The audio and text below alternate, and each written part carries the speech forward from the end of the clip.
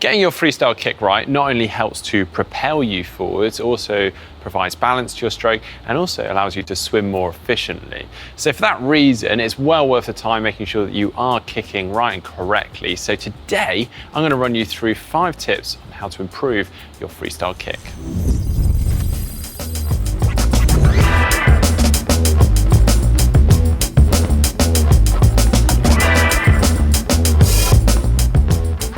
Now, you would be forgiven for neglecting your kick when learning to swim. After all, with even some top-level swimmers, their kick will only actually provide around 10% of their overall propulsion when swimming. And triathletes have an even better excuse because they want to save their legs for the bike and the run. But an effective kick actually provides also balance to the stroke and efficiency. So even for triathletes, an effective and efficient kick will not only allow them to swim faster, but also more easily. In short, a bad kick will slow you down.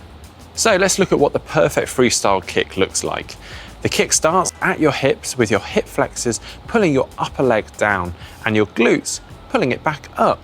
Most of the power comes from this movement combined with your stroke's rotation. As your upper leg is pulled down, the knee bends slightly and causes a whip-like movement down to the feet and toes. At the end of the downward movement, the feet are brought back up by bending the knee and lifting the hips before repeating the downward whip. Now, in order to get this movement right, you need to have nice flexible ankles. And this is actually where a lot of triathletes and novice swimmers struggle. In fact, we'll demonstrate it for you. Now, if you are to flex your ankles, bend them, point those toes down to the ground, and then start kicking, you will literally go backwards. Now relax those ankles and point those toes back behind you and start kicking. You will propel yourself forwards. Now, don't worry, we'll run you through some tips on how to improve that later on in the video. But quickly, just a couple of things you do want to avoid when kicking. One is bending your knees too much, and therefore you can end up with a bit of a crossover or scissor kick. And also your feet or your ankles breaking out of the water too much. Whilst it might feel nice and powerful at the time, you're making lots of splash, you're effectively just kicking the air and therefore not actually propelling yourself forward as best as you can. Right then, that's that done. Now let's move on to our 5 tips to improve your freestyle kick. So first up, kicking with a board is a nice, easy and effective way of working on your kick. By doing this, you can keep your head up and breathe as and when you like, and obviously you're removing the arms from the equation, so you can just focus on the job at hand, the leg kick. Now to do this, we recommend putting your hands over the top of the kickboard and gripping hold of the very top, or if you've got some hand grips, putting your hands through those grips, and then resting your forearms on the kickboard. And that's it, push off and kick your way down the pool. I'd recommend initially just doing a length at a time, resting and recovering between, and then going for the next length. And with time, you can start stringing those lengths together. Now, it's worth mentioning that by using the kickboard, your head will be a little bit higher than usual in relation to your legs, and also you won't be able to rotate as much. But it's still a very good way of just building that kick up gradually and particularly building up that leg strength. What I would say is try and just keep the head as low as possible so it doesn't affect your body position too much. And also, if you can, maybe try using a snorkel without the kickboard, and that could be a nice happy medium. I personally would recommend including some kick work in every session you do, particularly in the warm-up, maybe just 100 or 200 meters to start. Next up, we've got vertical kicking. As the name suggests, this is literally kicking vertically in the water with our head up out of the water. So rather than pushing and kicking our way down the pool, we are literally going to be stationary and static in the water and trying to literally keep our head up out of the water. Now, I suggest crossing your arms for this across your chest, and the aim is to really keep yourself as still as possible whilst kicking, and this is going to really work on that balance that the kick can provide to your stroke. Now, initially I'd suggest doing this with fins because it is quite difficult, and just doing it for short reps of 10 to 20 seconds maybe, and just focusing on keeping your head up out of the water and staying as still as possible. You can then progress that, maybe taking the fins off, maybe trying to put your hands above your head, or doing short bursts where you try and get yourself as far out of the water as possible.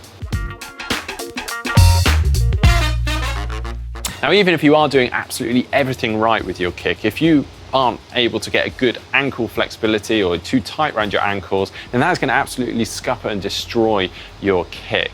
Now, essentially, if you aren't able to straighten your feet out or your ankles out like ballerinas pointing their toes, then your feet are going to be acting more like brakes than they are fins at the end of your legs. And this is what we call plantar flexion, and there's a few ways that we can improve on this. So starting on dry land, you can literally just sit on your ankles and kind of rock back a little on them to just stretch them out. You may want to put a cushion under them just to make that a little bit more comfortable.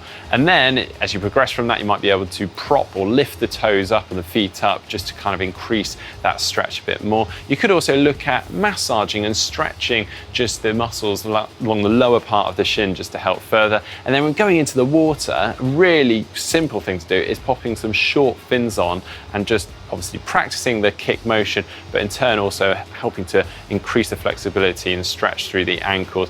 Do avoid though putting on the longer fins. Whilst they do feel great, you feel really fast, they don't help with the correct technique for kicking and can put a little bit too much stress through the ankles.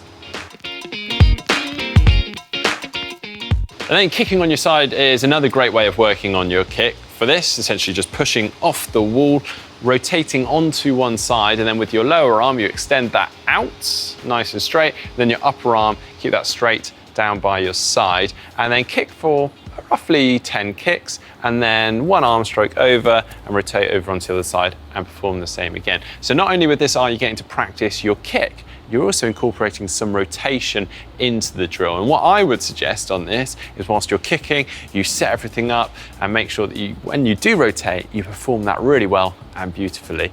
And obviously there's a lot of chopping and changing and switching from side to side on this drill, so you could feel a little bit disorientated. So to help you on that, just use the lane rope or the wall for orientation and really focus on balance and form when performing this rather than focusing on speed.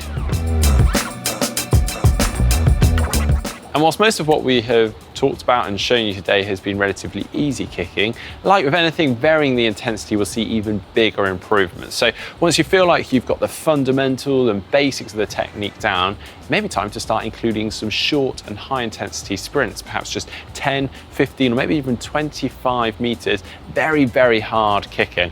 And then swimming or kicking easily or taking a recovery before perhaps going again. And what that does is basically forces you into feeling that drive and push against the water as you're trying to propel yourself at speed through the water. And with that also really helps with muscle recruitment for kicking. You can also build this into your general swimming, so maybe every third or fourth length during a rep, you might want to really pick the leg kick up and really drive hard with that kick.